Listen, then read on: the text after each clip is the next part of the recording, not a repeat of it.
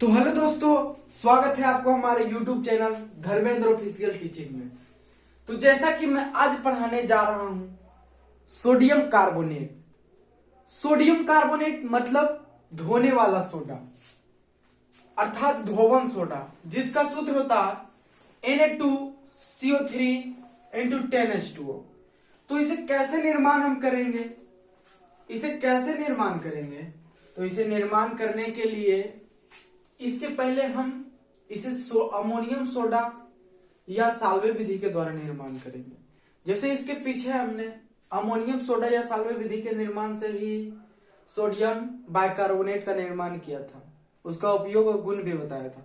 अब यहाँ पे सोडियम कार्बोनेट को हम उपयोग में लाएंगे, उसका गुण और उसके उपयोग बताएंगे और उसे निर्माण करेंगे। तो जैसा कि आप देखिए कि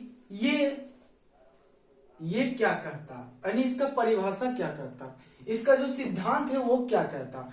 तो कह रहा अमोनिया गैस से संतृप्त, तो सर्वप्रथम आप अमोनिया गैस ले लीजिए NH3। अमोनिया गैस से संतृप्त सोडियम क्लोराइड के जली विलयन, तो सोडियम क्लोराइड ले लीजिए NaCl। अब प्लस, चूंकि सोडियम क्लोराइड का जली विलयन बोल रहा, अमोनिया गैस से संतृप्त सोडियम क्लोराइड का जली विलयन, तो ये दोनों जल भी होना आवश्यक है। इतना हो गया का जली विलयन में कार्बन डाइऑक्साइड गैस प्रवाहित, आप CO2 प्रवाहित कीजिए। तो CO2 प्रवाहित कीजिएगा तो ये बन जाएगा अमोनियम क्लोराइड NH4Cl। अब प्लस NaHCO3, ये NaHCO3 बनेगा। जैसे कि आप इसे देख सकते हैं गिन के कि यहाँ पे Na था, यहाँ पे Na लिख दिए, ठीक। एक हाइड्रोजन इससे ले लिया है तो यहाँ पे 2 हाइड्रोजन बच गया, तो यहाँ H लिख दिए, ठीक। उसके बाद CO3 लिख दिए, यहाँ पे नाइट्रोजन ले लिए, यहाँ पे नाइट्रोजन था, नाइट्रोजन ले लिए। देखिए यहाँ पे नाइट्रोजन, मेरा कुल नाइट्रोजन एक है, एक नाइट्रोजन ले लिए।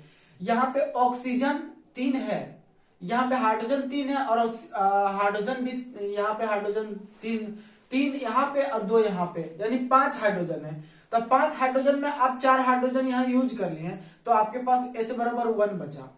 उसके बाद Cl, एक Cl को भी यूज कर लिए, तो समझिए एक हाइड्रोजन आपके पास बचा और Cl भी खत्म हो गया।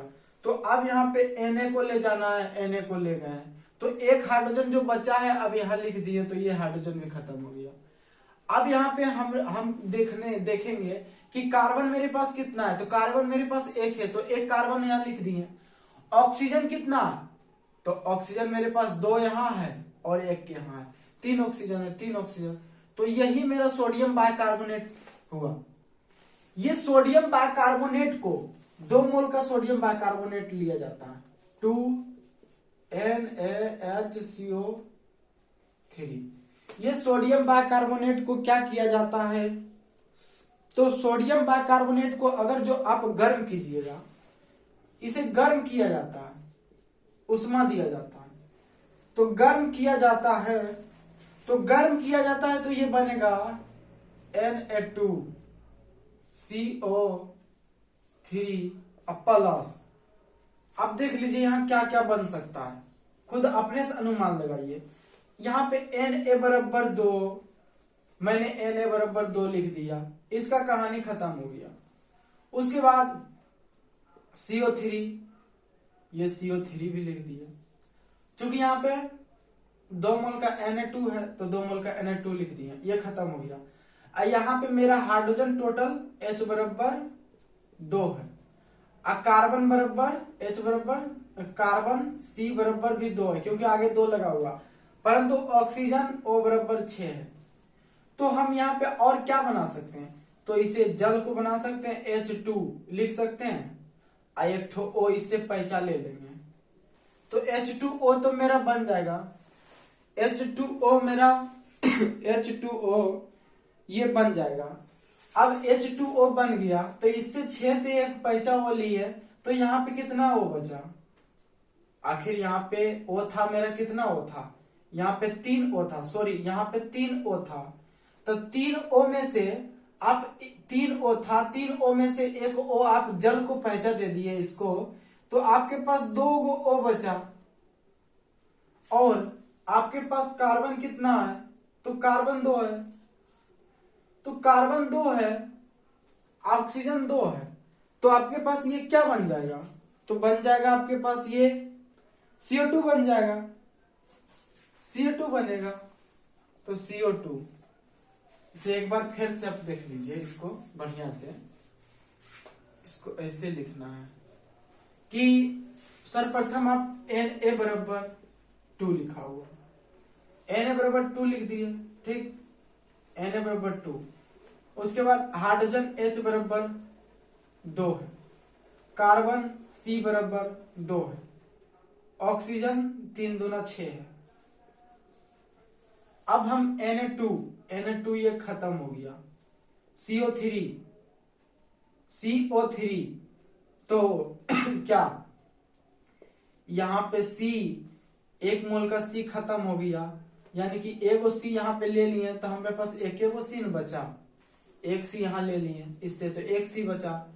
अब ऑक्सीजन के को ले रहे हैं, तो ऑक्सीजन 3 को ले रहे हैं, तो ऑक्सीजन 3 को घटा दीजिए, तो यहाँ पे ऑक्सीजन मेरा 3 को बच गया। तो यहाँ पे हाइड्रोजन 2 है, ऑक्सीजन 3 है, तो ये बना, ये बनने के कारण मेरा पास अभी हाइड्रोजन 2 है, ऑक्सीजन 3 है और कार्बन 1 है।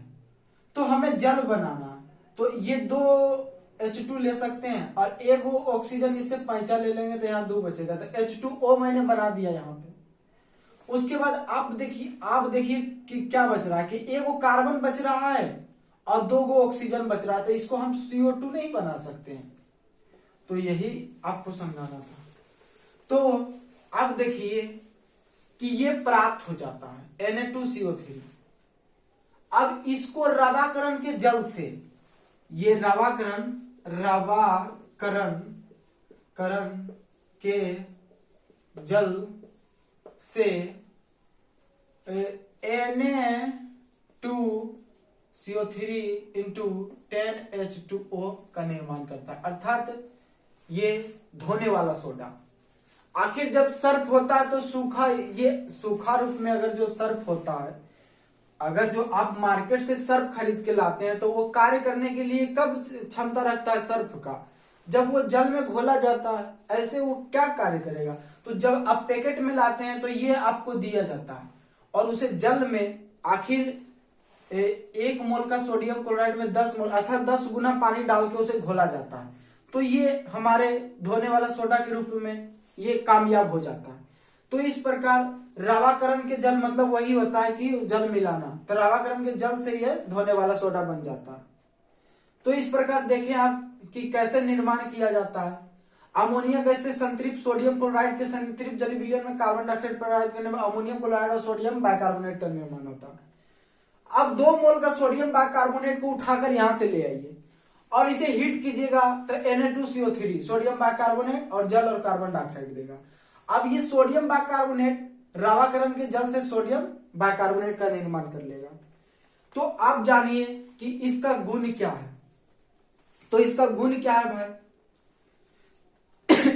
इसका गुण है कि इसका जलीय विलयन क्षारीय होता है। क्यों क्षारीय होता है, क्योंकि क्षारीय होता है तभी तो ये हमारे कपड़े पे अम्ल जमा हुआ रहता है, उसे सफा कर देता है, अर्थात उसे उदासीन कर देता है। और ऐसे भी देखिए कि ये क्षार है, ये इसका गुण क्षारीय होता है क्योंकि ये अम्ल को उदासीन कर देगा। अभी अगर जो आप इसको अम्ल से प्रतिक्रिया कराएगा, ये क्षारीय क्यों होता, तो अभी आपको चेक करके हम बता देते हैं। Na2CO3 ये मेरा हो गया, ये HCl से प्रतिक्रिया करेगा, या 2 मोल HCl है, क्यों 2 मोल का ऐसे Na2 है, 2 प्लस होगा तो यहाँ भी तो 2 प्लस होना चाहिए। तो अब देखिए ये भाग सकता, तो NaCl2 प्लस ये मेरा हो गया NaCl2 प्लस, यहाँ पे 2 हाइड्रोजन एक ऑक्सीजन इससे पैंचा ले लेगा, तो H2O होगा। यहाँ पे बच गया 2 ऑक्सीजन 1 कार्बन, तो CO2 हो जाएगा। तो आप देखें कि ये भस्म है, अम्ल से प्रतिक्रिया करके लवण और जल अर्थात उदासीन कर देता है। तो अब तो पता चल गया कि ये भस्म है। क्यों नहीं, क्यों भस्म है? क्योंकि ये अम्ल से प्रतिक्रिया करने के बाद लवण, जल और कार्बन डाइऑक्साइड। और कौन सा भस्म है? तो ये धातु के कार्बोनेट, धातु के कार्बोनेट भस्म है। तो अब देखिए ये मेरा एक गुण हो गया कि ये क्षारीय होता है। तो क्या क्षारीय होता है ये भी मैं बता दिया कि ये अम्ल से प्रतिक्रिया करके लवण और जल और कार्बन डाइऑक्साइड देता है। तो ये क्षारीय होता है। इसका दूसरा गुण होता है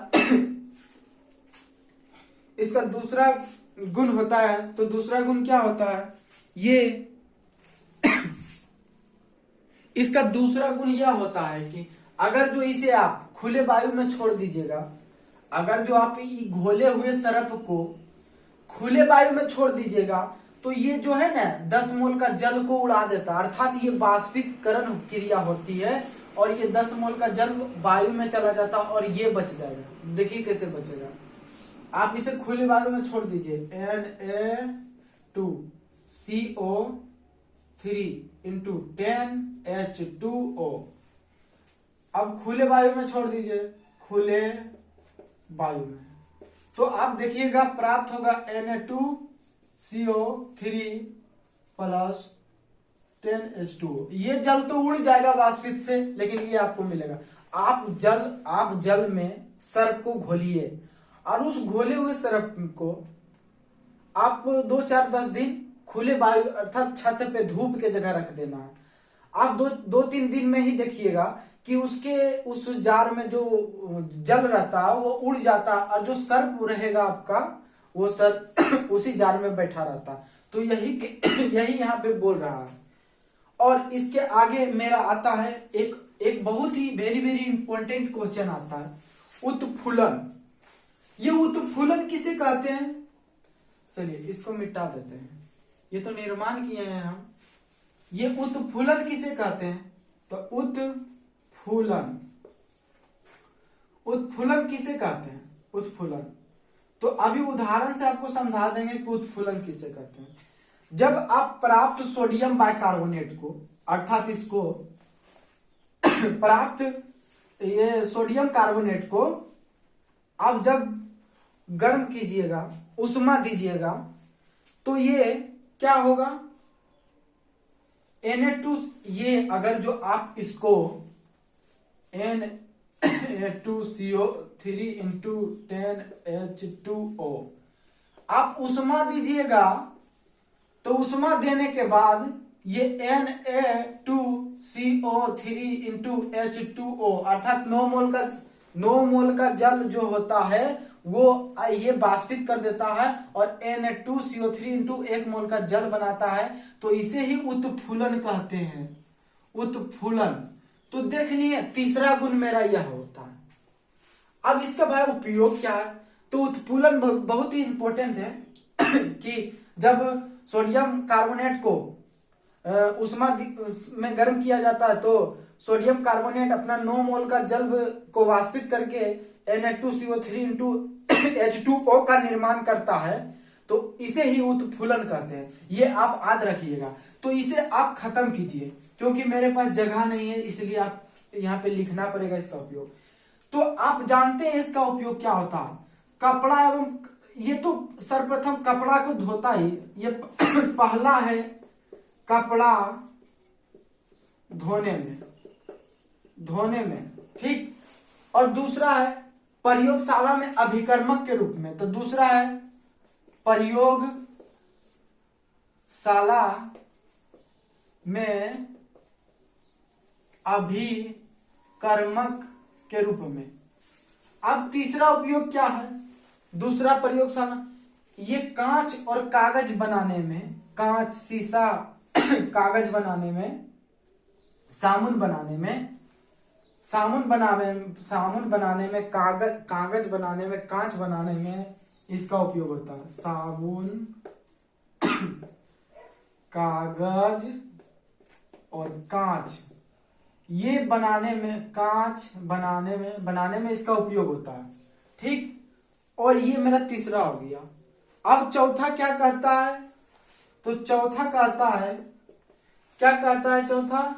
जल के अस्थायी खारापन को दूर करने में, जल का अस्थायी खारापन को दूर करने में। तो भाई जल का अस्थायी खारापन दूर क्यों करेंगे, कैसे करेंगे? तो जब आपके कुएं में जल प्रदूषित हो जाता है अर्थात खारा हो जाता है, अर्थात मान लीजिए समुद्र से प्राप्त किया हुआ पानी, समुद्र का जल खारा होता है, तो उस जल में Cu+ खारा क्यों होता है? Cu2+ और Mg2+ ये दोनों होने के कारण समुद्र का जल Cu2+ Mg2+ यानी जल में ये दोनों आ जाते हैं तो जल खारा हो जाता। तो इन दोनों को कैसे हटाया जाए? तो इसमें डाला जाता है Na2CO3। अगर जो ये इसको डाला जाता है तो ये कैल्शियम कार्बोनेट बना लेता है। ये इससे प्रतिक्रिया करके CaCO3 का निर्माण करता है जल में ही, और इससे भी प्रतिक्रिया करता है MgCO3 का निर्माण करता है। तो ये दोनों निर्माण करता है और अपक्षेपित होकर उड़ जाता है, अपक्षेपित होकर ये वायु में चले जाते हैं, जिसके कारण इसका खारापन यही है, यही दोनों खारापन जो कार्बोनेट यही दोनों को उड़ा के लेके चल जाता है, तो ये खारापन इसका खत्म हो जाता है। तो आप देख लिए हैं कि ये सोडियम कार्बोनेट का सूत्र होता है धोने वाला soda Na2CO3 10H2O, ammonium soda या साल्वी विधि द्वारा मैंने बनाया, इसका उपयोग था, इसका गुण था। तो इस प्रकार आप पढ़े उपयोग या गुण।